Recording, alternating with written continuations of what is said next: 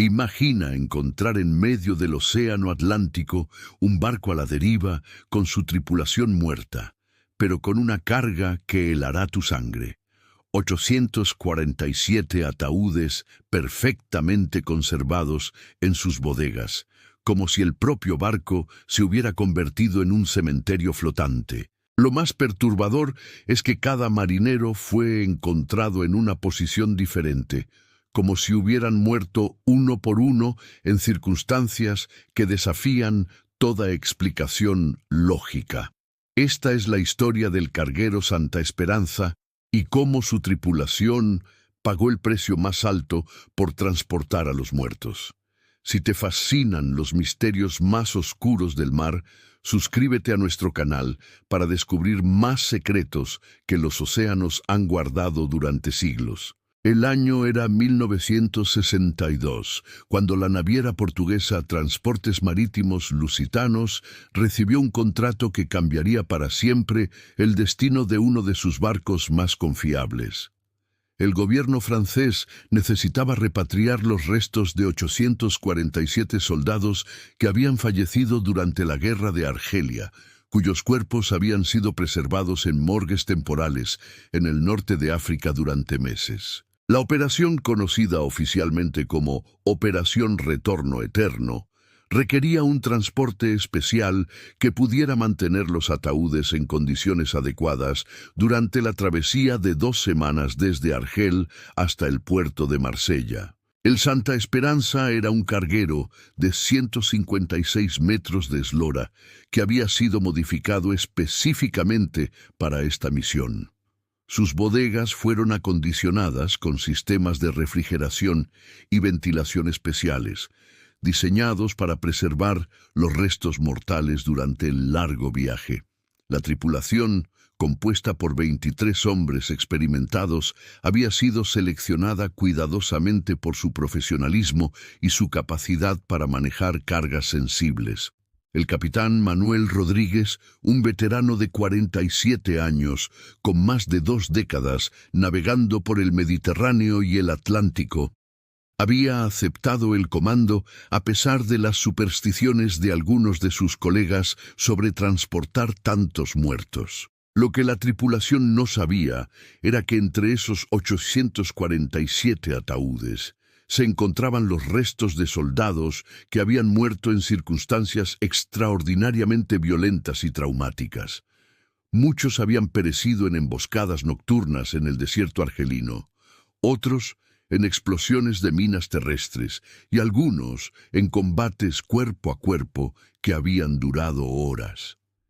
Según las creencias populares de África del Norte, los espíritus de quienes mueren de forma violenta y lejos de su tierra natal pueden quedar atrapados entre los mundos, especialmente cuando sus cuerpos son movidos antes de que sus almas encuentren paz. El 15 de marzo de 1962, el Santa Esperanza zarpó del puerto de Argel con su carga macabra. Los primeros días de navegación transcurrieron sin incidentes aparentes, pero la tripulación comenzó a notar anomalías sutiles que gradualmente se intensificaron. Los marineros más veteranos reportaron que el barco se comportaba de manera extraña en el agua, como si llevara mucho más peso del que indicaban los manifiestos de carga. La embarcación parecía hundirse más profundamente en el agua de lo normal, y su respuesta a los cambios de rumbo era más lenta y pesada de lo esperado. Durante la tercera noche de viaje, el contramaestre José Silva fue encontrado muerto en su camarote por su compañero de turno. No había signos de violencia, enfermedad o trauma físico. Silva yacía en su litera con los ojos abiertos y una expresión de terror absoluto grabada en su rostro, como si hubiera visto algo que ningún ser humano debería presenciar. El médico de a bordo, doctor Antonio Ferreira, no pudo determinar la causa de la muerte, ya que todos los signos vitales del contramaestre habían sido normales apenas unas horas antes durante la inspección rutinaria de la tripulación. La muerte de Silva marcó el inicio de una serie de eventos que transformarían el Santa Esperanza en una pesadilla flotante.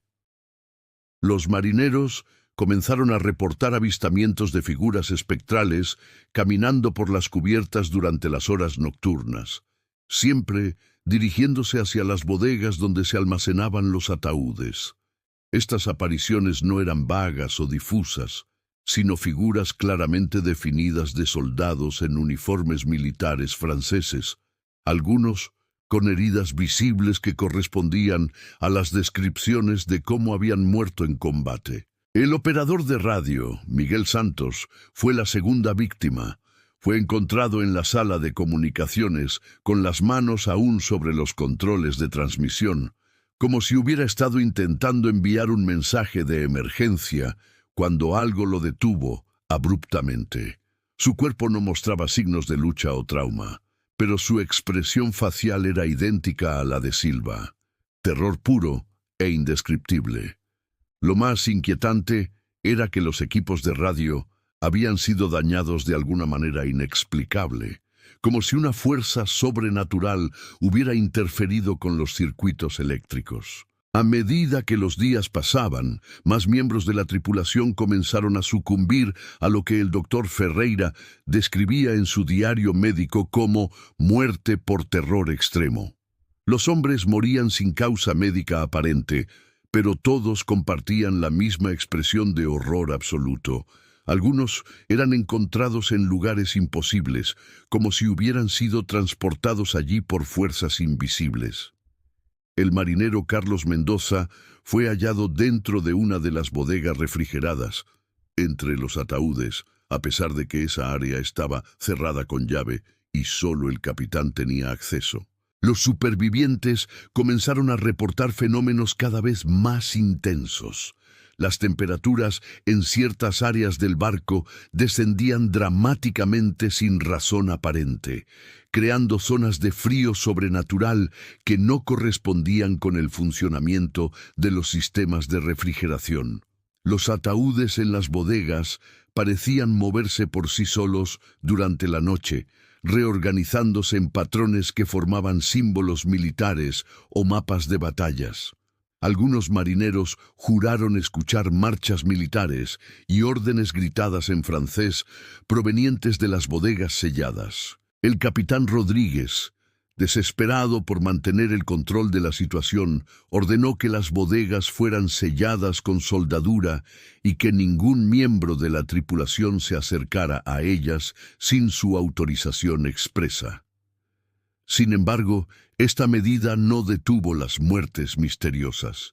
Los espíritus de los soldados muertos parecían haber tomado control total del barco, manifestándose no solo en las bodegas, sino en cada rincón de la embarcación. La séptima víctima fue el propio doctor Ferreira, encontrado en su consultorio médico con una jeringa vacía en la mano, como si hubiera intentado administrarse algún sedante para escapar del terror que lo rodeaba. Su diario médico, recuperado posteriormente, contenía entradas cada vez más incoherentes que describían presencias hostiles y soldados que no descansan. En sus últimas anotaciones escribió: «Los muertos no quieren ir a casa. Quieren que nos unamos a ellos en su guerra eterna». Para el 10º día de viaje, solo quedaban 8 miembros vivos de la tripulación original, incluyendo al capitán Rodríguez. Los supervivientes se habían barricado en el puente de mando, negándose a abandonar esa área por temor a encontrarse con las apariciones que ahora caminaban abiertamente por las cubiertas del barco. Los sistemas de navegación funcionaban de manera errática, como si fuerzas invisibles estuvieran interfiriendo con los instrumentos, llevando al Santa Esperanza fuera de su ruta planificada hacia aguas desconocidas del Atlántico Norte. La situación alcanzó su clímax cuando los soldados espectrales comenzaron a manifestarse incluso en el puente de mando. Los supervivientes describieron más tarde cómo figuras translúcidas de militares franceses aparecían y desaparecían a voluntad. señalando hacia el mar como si estuvieran ordenando a la tripulación que se uniera a ellos en las profundidades del océano. El capitán Rodríguez, en un acto desesperado, intentó abandonar el barco en uno de los botes salvavidas, pero fue encontrado muerto en la cubierta momentos después, con la misma expresión de terror que había marcado a todas las víctimas anteriores. Los últimos 4 supervivientes fueron el ingeniero jefe Pedro Almeida, los marineros Francisco Costa y Juan Pereira, y el cocinero Ramón García. Estos hombres lograron enviar un mensaje de socorro desesperado antes de que los sistemas de comunicación fallaran completamente. Su transmisión, captada por una estación costera portuguesa, consistía en gritos incoherentes sobre soldados muertos que caminan y el barco que se dirige al infierno por sí solo. El Santa Esperanza fue finalmente localizado por el buque de rescate Vasco da Gama después de 3 días de búsqueda intensiva. Cuando los equipos de rescate abordaron el carguero, encontraron una escena que los perseguiría por el resto de sus vidas. Los 4 últimos supervivientes habían muerto en el puente de mando, pero sus cuerpos estaban dispuestos en formación militar perfecta, como si hubieran sido colocados allí por manos invisibles. Todos mostraban la misma expresión de terror que había caracterizado a las víctimas anteriores. Lo más perturbador era el estado de las bodegas. Cuando los rescatistas lograron abrir los compartimentos sellados, descubrieron que los 847 ataúdes habían sido reorganizados en una formación que recreaba exactamente el cementerio militar de Sidi Bel Abbes, en Argelia, donde muchos de esos soldados habían sido enterrados temporalmente antes de su repatriación. Los ataúdes estaban dispuestos con precisión militar, cada uno en su posición exacta según los registros del cementerio original. La investigación oficial concluyó que la tripulación había muerto por causas indeterminadas relacionadas con el estrés psicológico extremo. Sin embargo, los investigadores nunca pudieron explicar cómo los ataúdes habían sido reorganizados, ya que requerían maquinaria pesada para ser movidos, o por qué todos los miembros de la tripulación habían muerto con la misma expresión de terror. Los restos de los soldados fueron finalmente entregados a sus familias en Francia, pero el Santa Esperanza fue declarado pérdida total y posteriormente desguazado. Los pocos rescatistas que abordaron el barco reportaron experiencias inquietantes durante su breve tiempo a bordo. Varios describieron haber escuchado marchas militares y voces en francés provenientes de áreas vacías del barco. Algunos juraron haber visto figuras uniformadas observándolos desde las sombras, pero estas apariciones desaparecían cuando intentaban acercarse. La temperatura en ciertas áreas del barco permanecía anormalmente fría, incluso después de que los sistemas de refrigeración fueran desconectados. Esta tragedia se convirtió en una leyenda entre los marineros del Atlántico, una advertencia sobre los peligros de transportar a los muertos que no han encontrado paz. Muchos navegantes experimentados evitan aceptar contratos que involucren el transporte de restos mortales, especialmente de soldados caídos en combate. La historia del Santa Esperanza sirve como un recordatorio sombrío de que hay fuerzas en nuestro mundo que trascienden la comprensión humana, y que los muertos no siempre descansan en paz cuando son alejados de su lugar de descanso final. El destino de la tripulación del Santa Esperanza nos enseña que existen misterios en los océanos que van más allá de lo que la ciencia puede explicar.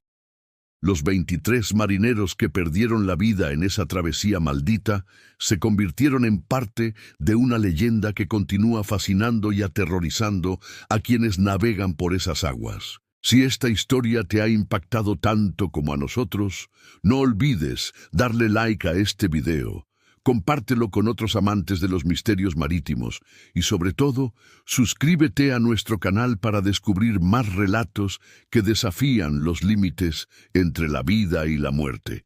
Cada semana exploramos los secretos más oscuros que los océanos han guardado, historias que te harán cuestionar todo lo que creías saber sobre los peligros ocultos del mar.